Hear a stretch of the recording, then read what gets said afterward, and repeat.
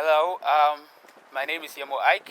I'm a film producer, and this is Amartei Armar, the director and scriptwriter. At the moment, we are in the Cannes Film Festival, and we are here to support our film, which is part of the official selection, and it's titled TsuTsue, TsuTsue, yes. which means the olden days. So TsuTsue is a short film set in the coastal town of Teshi, and it follows the sons of a fisherman, Sowah and Okai, who are struggling to cope with the loss of their eldest brother who drowned at sea. And especially for Okai, the youngest one, he's still sort of haunted by the demise of his older brother. And for him, he still believes that his soul is out there. So it has a little bit of mysticism in there as well, in terms of the relationship of the spiritual aspects, the physical aspect, the physical loss, and then also with even the mental, when you mourn the death and mourn the loss of a dear brother. So that's what the film is about. A little grim, but we feel that it will really highlight the issues that the fisher folk are going through. Yeah, so it started with a documentary that Ike and I were doing with the fisher folk in Ghana. And we got to go across, from coast to coast of, and see the different coastal cities that Ghana has. And just talking with the fishermen and learning their stories and learning their struggles and, the human condition that they face.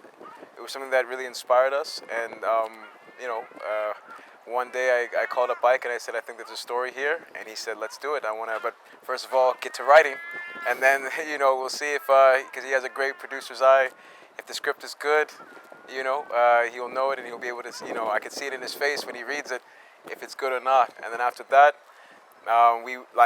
serendipity, we teamed up with a great production company in France called La Luna with our godfather and Uncle Sebastian. And he asked us if we had anything going and any projects that we had on the docket. And we said, TsuTsue is something that we have in mind.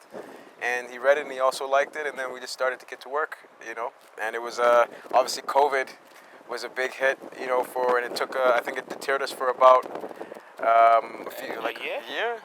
6 months to a year. Yeah, a year. But by somehow we got it done. It was around just before Christmas when we actually shot the film. Yeah, we had a lot of challenges because we were actually fighting with nature in a sense. Because shooting in the ocean with kids, sometimes we want the tide to be in front because of kids. We don't want them to go that far. Moreover, they don't know how to swim. But we'll go to the sets and then we realize that the tide is gone far back. And then also the elder brother who lost at sea, he was traumatized. He almost got drowned in a swimming pool. And it was a lake. It was a lake. He almost got drowned in a lake.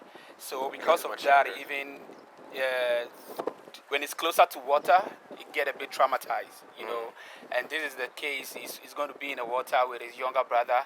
And the very first day, we decided to take them to a swimming pool because we had some lifeguard who taught them how to swim before the shoot. So when we got to the swimming pool, we realized that he couldn't, and he was shivering. Yeah. So I think it took him like 4 to 6 weeks, yeah.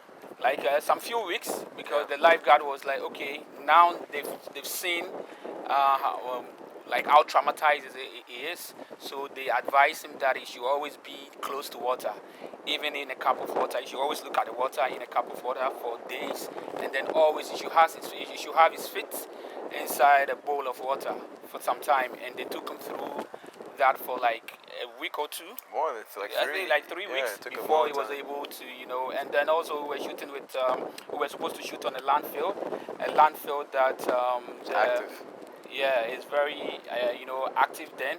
But the moment we decided to shoot, we had the township, calling on the government to clear the landfill, and it got to a point we had to, negotiate in a way with the government to allow us. And then on the day when we went on the landfill, our DOP got sick because it was his first time on the, that huge landfill. And we had a lot of challenges, even sometimes to the camera, because the camera has to go into the ocean, and it wasn't easy. Sometimes it gets so hot, and then we had to wait for about an hour or two before we continue.